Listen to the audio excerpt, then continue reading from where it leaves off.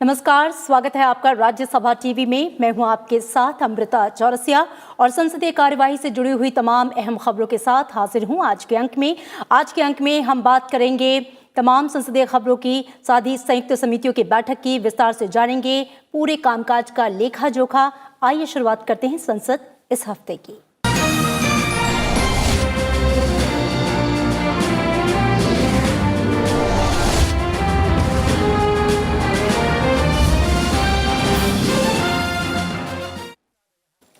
लोकसभा अध्यक्ष ओम बिरला अंतर संसदीय संघ की गवर्निंग काउंसिल के 206वें सत्र के लिए भारतीय संसदीय प्रतिनिधि मंडल का नेतृत्व करेंगे।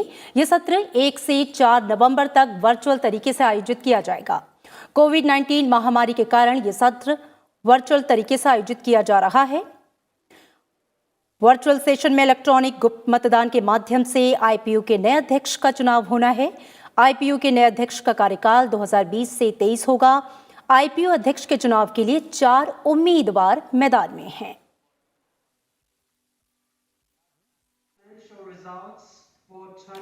गवर्निंग काउंसिल के वर्चुअल सत्र से पहले एशिया प्रशांत भू राजनीतिक समूह आईपीयू की एक वर्चुअल बैठक शुक्रवार को आयोजित की गई थी, जिसमें 36 देशों ने हिस्सा लिया।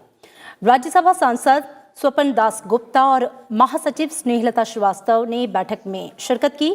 दरअसल गवर्निंग काउंसिल अंतर संसदीय संघ यानी कि आईपीयू का एक मुख्य नीति निर्माण निकाय है। आईपीयू के अध्यक्ष के चुनाव की जिम्मेदारी भी गवर्निंग काउंसिल की होती है।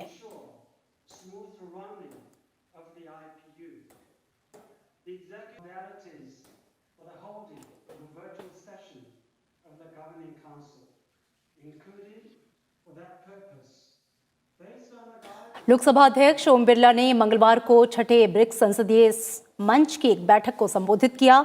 ओम बिरला ने बैठक में भारत की ओर से प्रतिनिधि मंडल का नेतृत्व किया। इस मौके पर लोकसभा अध्यक्ष ने कहा कि ब्रिक्स देशों को आतंकवाद के खिलाफ अपनी सामूहिक लड़ाई को तेज करने की जरूरत है, जो मानव जाति के लिए सबसे बड़ा खतरा है। उन्होंने इस बात पर जोर दिया कि सभी आतंकवादी गतिविधियों की फंडिंग को तत्काल रोका जाना चाहिए और आतंकवाद और हिंसक चरमपंथ के प्रसार के लिए अनुकूल परिस्थितियों को समाप्त करना चाहिए। वर्तमान संकट ने समाज के एक बड़े वर्ग के जीवन और उसकी आजीविका के लिए खतरा पैदा कर दिया है। संयुक्त राष्ट्र सतत विकास लक्ष्य रिपोर्ट 2020 के अनुसार इस वर्ष लगभग 71 मिलियन लोगों के भीषण गरीबी से त्रस्त होने की संभावना है। ऐसी निराशाजनक स्थिति में हमें यह सुनिश्चित करना है कि इस वैश्विक महामारी के कारण सतत विकास लक्ष्य एजेंडा 2030 को प्राप्त करने के मार्ग में कोई संकट पैदा न हो। बैठक वैश्विक स्थिरता, सामान्य सुरक्षा और अभिनव विकास संसदीय व्यवस्था के हित में ब्रिक्स साझेदारी पर आयोजित की गई। बैठक वर्चुअल माध्यम से आयोजित की गई। लोकसभा सांसद कनिमोझी करुणानिधि और लोकसभा की जनरल सेक्रेटरी स्नेहलता श्रीवास्तव ने भी इस बैठक में शिरकत की। इस संसदीय मंच की अध्यक्षता रूस की सांसद डूमा के चेयरमैन वाइचेस्लाव वोलोदिन ने की।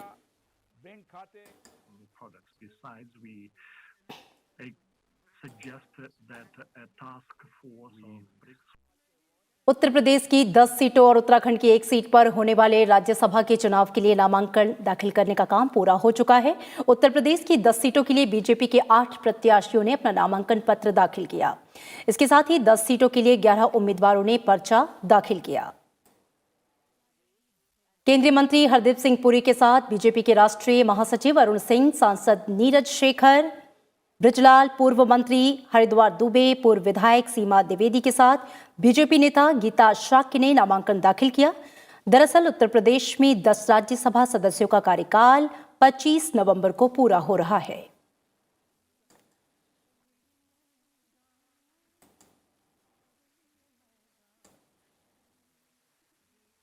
उत्तराखंड से राज्यसभा की 1 सीट के लिए बीजेपी के वरिष्ठ नेता नरेश बंसल ने नामांकन दाखिल किया। इस मौके पर मुख्यमंत्री त्रिवेंद्र सिंह रावत, प्रदेश बीजेपी अध्यक्ष बंशीधर भगत समेत कई मंत्री मौजूद थे। दोनों राज्यों की 11 राज्यसभा सीटों के लिए कल 28 अक्टूबर को नामांकन पत्रों की जांच का काम पूरा हुआ। 2 नवंबर तक नाम वापस लिए जा सकेंगे और जरूरत होने पर 9 नवंबर को मतदान और मतगणना होगी। उत्तर प्रदेश से 10 राज्यसभा सीट के लिए होने वाले चुनाव से पहले सियासी हलचल तेज है। 28 अक्टूबर को उम्मीदवारों के नामांकन पत्रों की जांच का काम पूरा हुआ। 2 नवंबर नाम वापसी का आखिरी दिन है। उत्तर प्रदेश में 10 सीटों के लिए कुल 11 पर्चे दाखिल किए जा चुके हैं। ऐसे में नाम वापसी के बाद ही पूरी तरह से स्थिति साफ होगी कि वोटिंग होगी या नहीं। मतदान की स्थिति आने पर 9 नवंबर को सुबह 9 से शाम 4 बजे तक वोट डाले जाएंगे और उसी दिन शाम 5 बजे से मतगणना होगी। आंकड़ों पर नजर डालें तो 403 सदस्यों वाली उत्तर प्रदेश विधानसभा में फिलहाल 397 विधायक हैं, जबकि 6 सीटें खाली हैं। 395 सदस्यों में से बीजेपी के पास 306, समाजवादी पार्टी के पास 48, बीएसपी के पास 18, अपना दल के पास 9, कांग्रेस के पास 7 और ओम प्रकाश राजभर की सुहेलदेव भारतीय समाज पार्टी के पास 4 विधायक हैं। बाकी 5 विधायकों में 4 निर्दलीय और 1 निषाद पार्टी से है। मौजूदा गणित के अनुसार बीजेपी अपनी 8 सीटों पर आसानी से जीत दर्ज कर सकती है, जबकि 1 सीट पर समाजवादी पार्टी जीत दर्ज कर सकती है। ऐसे में बीएसपी उम्मीदवार रामजी गौतम और निर्दलीय प्रत्याशी प्रकाश बजाज के बीच मुकाबला हो सकता है।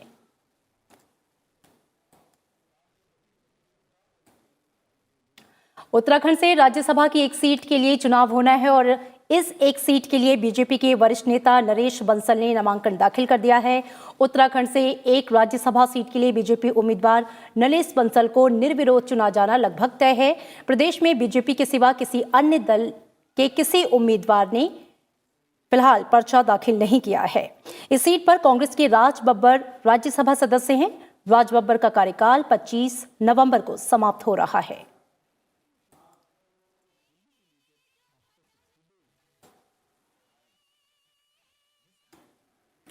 डाटा सुरक्षा पर संसद की संयुक्त समिति ने लद्दाख को चीन के भाग के तौर पर दिखाने के लिए ट्विटर के अधिकारियों से पूछताछ की। ऐसी हरकत के लिए समिति ने ट्विटर को फटकार लगाई। समिति ने यह माना कि ट्विटर की ओर से दी गई सफाई पर्याप्त नहीं है। समिति के अध्यक्ष मीनाक्षी लेखी ने इस बारे में जानकारी दी। उन्होंने कहा कि लद्दाख को चीन के भाग के तौर पर दिखाना भारत की संप्रभुता के खिलाफ है और यह आपराधिक कृत्य के समान है। इसके तहत 7 साल जेल की सजा हो सकती है। वहीं ट्विटर के प्रतिनिधियों ने समिति को बताया कि सोशल मीडिया कंपनी भारत की भावनाओं का सम्मान करती है। निजी डेटा संरक्षण विधेयक 2019 पर बनी संसदीय संयुक्त समिति ने बैठक में मामले से संबंधित सभी पक्षों से मिल रहे अलग अलग सुझावों पर विचार किया। सरकार निजी डेटा के संरक्षण के लिए सख्त कानून बनाने के नजरिए से इस विधेयक को लाई है।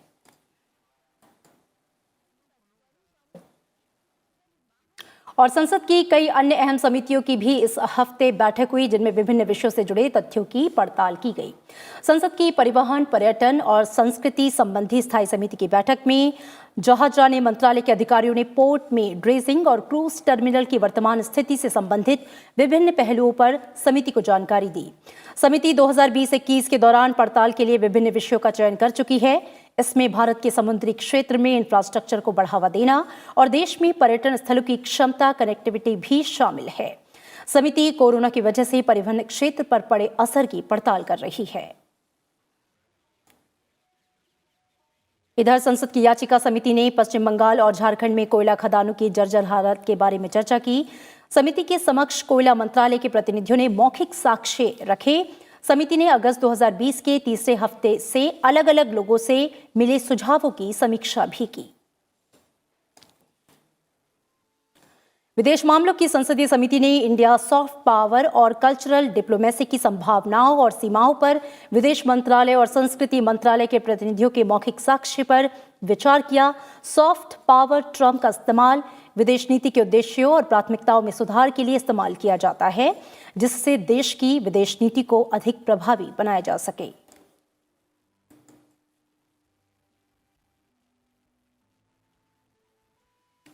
और पर्सनल डेटा प्रोटेक्शन बिल 2019 पर बनी संसद की संयुक्त समिति की बैठक हुई। बैठक में समिति ने पर्सनल डेटा प्रोटेक्शन बिल पर विभिन्न हितधारकों के मतों पर विचार जाना।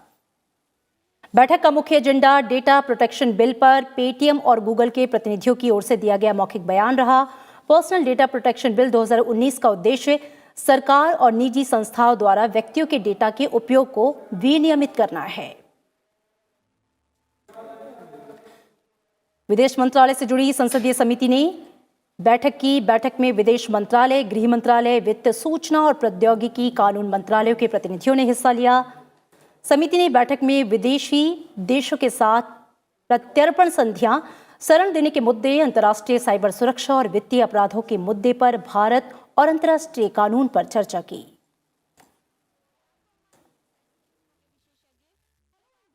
और सरदार वल्लभ भाई पटेल की जन्म शताब्दी को शनिवार को पूरे देश में एकता दिवस के रूप में मनाया गया। राष्ट्रीय एकता दिवस के जरिए भारत के पहले गृह मंत्री वल्लभ भाई पटेल को श्रद्धांजलि दी गई। वल्लभ भाई पटेल ने 1947 में आजादी के बाद अखंड भारत का निर्माण करने और देश को एकता के सूत्र में पिरोने का काम किया। लोकसभा सेक्रेटरी जनरल स्नेहलता श्रीवास्तव और लोकसभा सेक्रेटरी उत्पल कुमार ने संसद भवन के केंद्रीय कक्ष में सरदार वल्लभ भाई पटेल की प्रतिमा पर पुष्प अर्पित किया। साथ ही लोकसभा और राज्यसभा के अधिकारियों और कर्मचारियों ने भी उनकी प्रतिमा पर माल्यार्पण किया।